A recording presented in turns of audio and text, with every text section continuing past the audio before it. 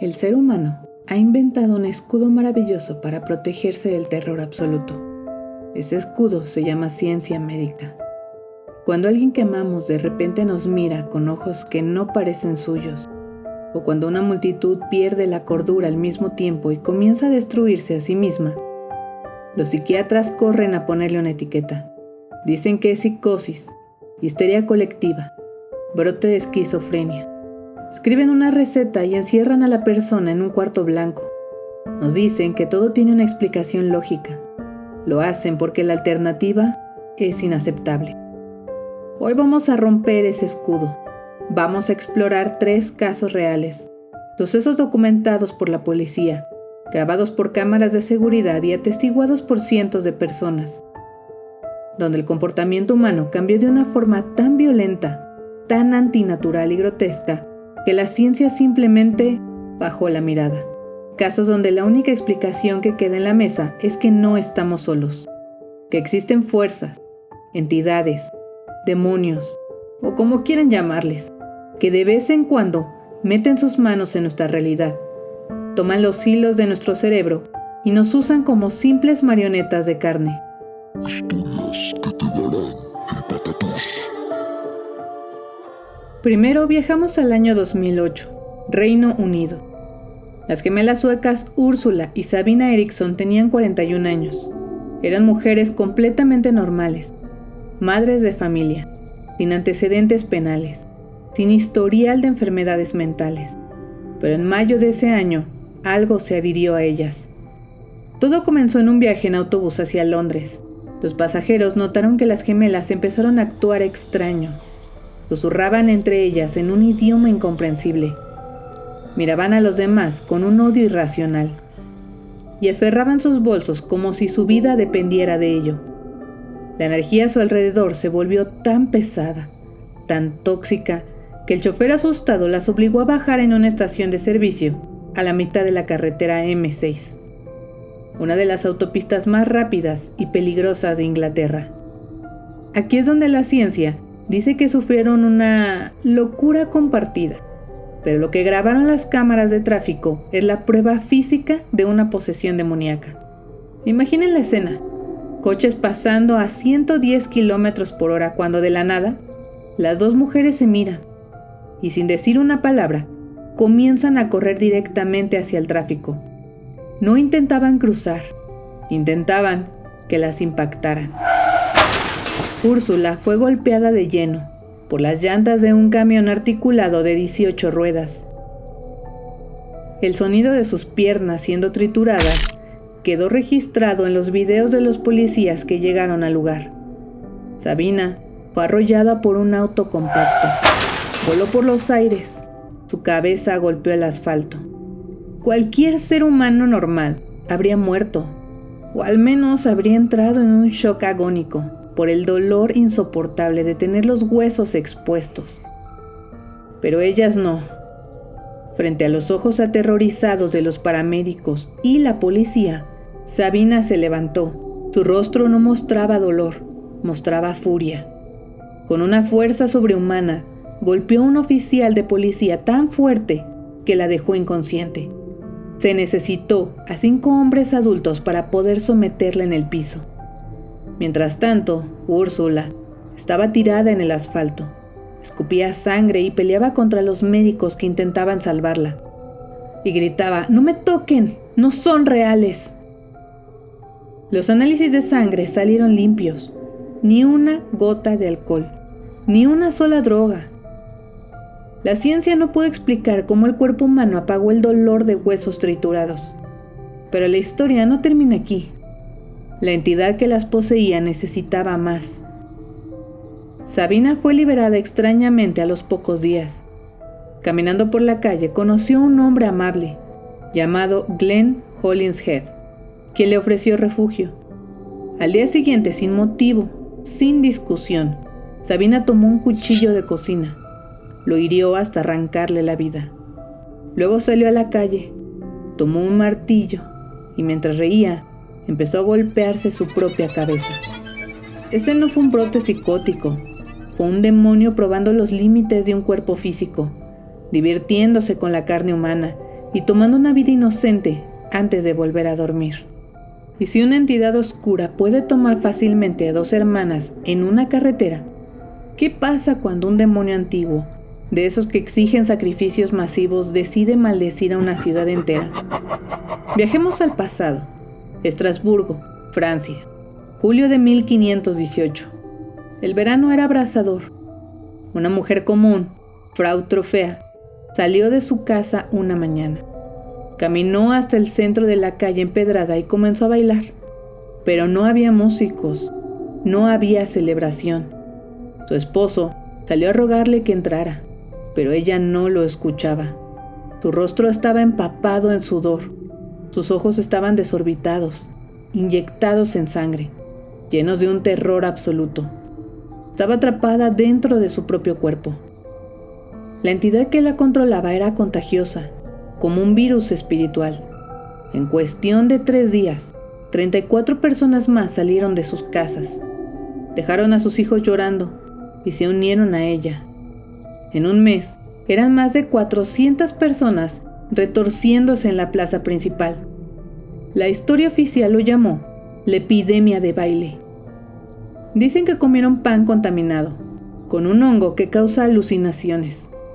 Los registros médicos de la época describen un nivel de horror corporal que parece sacado del infierno. Imaginen a cientos de personas bailando durante semanas bajo el sol. Sus zapatos se desintegraron. Sus pies quedaron en carne viva, desollados contra las piedras. Se podían ver los huesos de sus tobillos rompiéndose por la fricción. La sangre formaba charcos en la plaza, pero nadie se detenía. El dolor debió ser indescriptible.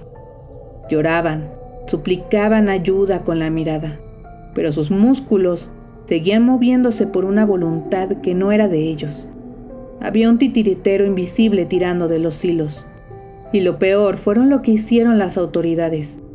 Creyeron que para curarlos debían dejarlos bailar hasta el cansancio. Así que construyeron un escenario gigante de madera, contrataron músicos y los obligaron a subir. Prácticamente le construyeron un altar al demonio. El resultado fue una masacre. La gente empezó a desvivirse en el escenario. Sus corazones explotaban por el sobreesfuerzo. Sufrían derrames cerebrales masivos y caían. Los que seguían vivos, poseídos, simplemente pisoteaban los cuerpos de sus vecinos para seguir bailando. Fue un sacrificio humano masivo, orquestado a plena luz del día. Pasemos al tercer caso, y este es el más peligroso, porque nos enseña que el mal no siempre entra por la fuerza. A veces, simplemente toca a tu puerta, te habla con una voz suave, y tú mismo le entregas las llaves de tu mente. Hablamos de la secta Heaven's Gate, liderada por Marshall Applewhite, en 1997.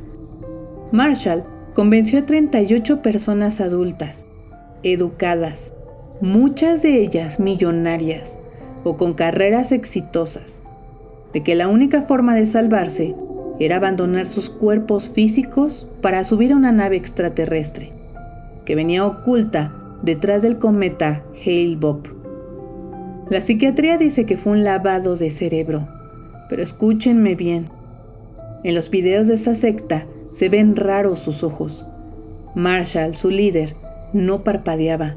Su mirada estaba completamente vacía, oscura, penetrante. No era el rostro de un líder religioso, era el rostro de una entidad antigua que había encontrado un anfitrión perfecto.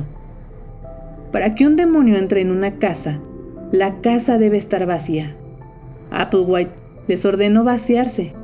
Obligó a sus seguidores a cortar todo lazo con sus familias, a no sentir emociones, a borrar su identidad humana. Todos tuvieron que cortarse el cabello igual. Se vistieron con uniformes idénticos. A los hombres se les exigió la castración física para eliminar cualquier deseo terrenal. Los familiares que lograron hablar con ellos antes del final decían que sus voces sonaban huecas, robóticas. ya no había un alma humana detrás de esos ojos. Eran recipientes vacíos, preparados para el ritual. En marzo de 1997, cuando el cometa cruzó el cielo, el ritual se completó. La policía entró a su mansión en California y el olor a muerte y productos químicos los golpeó. Encontraron 39 cuerpos, recostados pacíficamente en literas, cubiertos con mantas moradas en forma de diamante y calzado idéntico. Se habían envenenado con fenobarbital y vodka. Pero lo verdaderamente escalofriante no fue quitarse la vida. Fueron los videos de despedida. En las cintas puedes ver a 39 personas sonriendo genuinamente, despidiéndose de la cámara, con una alegría macabra, absolutamente convencidos de que iban a trascender. No hubo nave espacial, solo hubo una entidad disfrazada de gurú que se dio un festín con 39 almas de una sola mordida, logrando que ellos mismos se ofrecieran en bandeja de plata. Con el paso de los años, el cine de terror a menudo intenta capturar esto, esa sensación de que el mal toma el control absoluto, no con cuernos y fuego, sino alterando la mente de las masas y destruyendo el cuerpo humano desde adentro. De los 3 casos que hablamos hoy, podríamos decir que en Hollywood hay 3 obras parecidas. La primera es Hereditary, o El legado del diablo. Esta película explica perfectamente cómo una secta no adora algo simbólico, sino que prepara metódicamente el terreno, destruyendo mentalmente a una familia durante generaciones, solo para darle un cuerpo físico al rey demonio. La segunda es El exorcista de 1973. Aquí no hay nada de que efectos especiales. Quédense con el concepto central, una entidad que apaga tu propia conciencia y usa tu cuerpo para blasfemar y mutilarse a sí mismo, soportando dolores que matarían a cualquiera, exactamente igual que las gemelas Erickson. El tercero que mencionaré es El ritual. 4 amigos en el bosque se enfrentan a una deidad antigua. Lo brillante de la película es cómo la entidad primero entra en sus mentes, proyectándoles sus peores traumas y miedos, volviéndolos locos antes de exigirles que se arrodillen y lo adoren. Al final todos queremos creer que tenemos el control absoluto sobre nuestra propia mente y nuestras acciones, pero los casos de hoy demuestran que a veces solo hace falta estar en el lugar equivocado, en el momento equivocado, para que algo invisible decida que tu cuerpo es un nuevo juguete. Quiero que me dejen sus experiencias en los comentarios. ¿Alguna vez han estado frente a una persona y al mirarle a los ojos sintieron un escalofrío en la espalda porque sintieron que eso que los miraba de vuelta no era un humano? ¿Han sentido la energía pesada y tóxica de un grupo de gente que parece moverse por una voluntad siniestra? Cuéntenme sus historias y compartan este capítulo con ese amigo escéptico que jura que la ciencia lo explica todo. Rómpale su burbuja.